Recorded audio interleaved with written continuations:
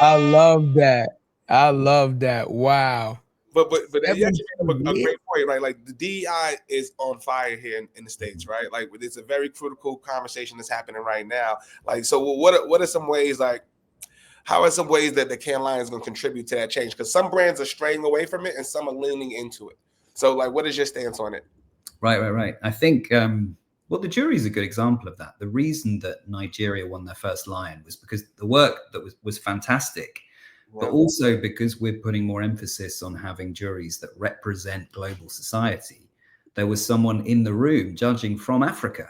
So they were able to provide that cultural nuance and perspective and context that would never normally be in the room. So that's the kind of thinking that we're trying to apply across the entire festival. That's why we're trying to create more entry points, more opportunities, especially for the global South, who have traditionally not been able to attend. So I got a subsequent question to that because now I'm curious, right? The jury. So it's a kind of a multi-part question, but you'll understand where I'm going. So just walk us through the jury selection. When you become a juror, how long are you a juror for? Are you only a juror for that particular festival, and then every festival jurors change? What's the process like to become a juror? And then also importantly, is there anything implemented to ensure that like a juror is as impartial as they can be and not like, a person that comes on that's like, we already know if these, this person come on, he's going to heavily favor A, B, C, or D, what's that? Yeah, like that. Like, what is that process like? I'm curious now. Yeah, it's an enormous puzzle. Okay. So we have maybe 300 spots on any given year for a jury. There's 30 juries in total. Each one is focusing on a different discipline of creativity. So everything from traditional craft through to creative business transformation and everything in between. And the process is open and democratic. So anyone can submit themselves to be a juror, and then they go through a kind of rigorous application process. But because we can't be everywhere in the world, we have a number of representatives, over 100 of them, official representatives in different countries who act as a bit of a filter. So they will be a first point of contact for those applications because they are naturally closer to the market there. And then it's about trying to create juries that not only represent society, but are balanced in terms of specialism, gender, balanced in terms of the kind of companies that are represented, because you don't want it to get too political. Right. So it's a huge piece of work that takes all year and a balancing act. And to answer your question, it's a different jury every year so that people get the opportunity to judge, and it's not just the same characters. Wow, that's the same thing. It was similar on the other side. Like, so what about some small agencies, right? We talk about accessibility. We're a small agency ourselves, right? Like, what is the process of selecting which works? Like, we got the juror there. Like, what kind of chance do they have? Because I remember when we worked there, they said one award was equivalent to $1 million in new business. Is that still relevant today? Yeah, I mean, people want to win because it's a way to attract talent to their business. It's a way to win business. But also, it just helps create a culture of aspiration as well. It really helps people establish where their bar is creatively and try to better that every year. But on the indies front, yeah, we have more and more representation across our juries from people who come from independent shops or even just individuals representing themselves.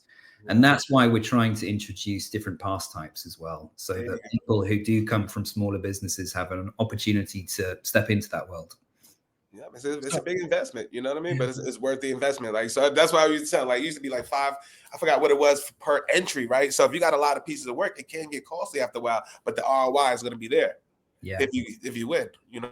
That's it. Yeah, so that was kind of my question. Like, is there, if you feel like I have a body of work, right, not just one entry, like, is there a limit to how many entries that a company can submit, right, across the board? Is it like, okay, is it maximum, 10 entries, so you could do two, three, like that? Is there a limit? Or is it like, listen, if you could afford what it costs to, submit the cost for each submission, then it's unlimited? What does that look like as far as like submission wise from a company? Yeah, a few years ago, we introduced some caps to the right. There we go. Right. because you don't just want perhaps those who are in a more privileged position, right, to clean up, right. And it just helps create more diversity within the work that is going to be held up as best in the world. So yeah, there are caps in there to ensure that people get an equal chance of winning, and not just a single piece of work winning absolutely everything. Oh, yeah, because if you have Apple and Coca-Cola, that's what I'm saying. If you know, clearly there's giants in industry that have budgets that a smaller company couldn't even think about putting up with. So that's why I was asking. I'm like, what would stop somebody like a Coca-Cola, McDonald's, or Google, billion-dollar company from just overloading the submissions with like, we got 52 pieces in this one area. Like, we gonna win this. Share Coke. Like, it's no way we lose this. All right, our chances of winning, you know, mathematically now are like 0.4 in 100. You know what I mean? It's like, you know, that's why I was asking that, like, because I think that would dilute the experience, right? And it would make a smaller company, like Cuzzo said, if we're a smaller company and we want to submit, but we're looking at it like you know, how can we submit and even get our work seen if these other companies are putting in so much work, so many works in at a certain level that, you know, it wouldn't even be judged fairly, technically, right? And that's another thing, right? I understand when you submit, you understand that technically it's supposed to be a level playing field, but I'm just a little curious, like, how level is the playing field when you have smaller industries or smaller companies that are submitting against these kind of giants that have the experience and the budget to kind of produce a product that's clearly out of the level of these smaller companies? Like, is the playing field really level on this thing? How do we level this thing out? I think that it comes down to the jury.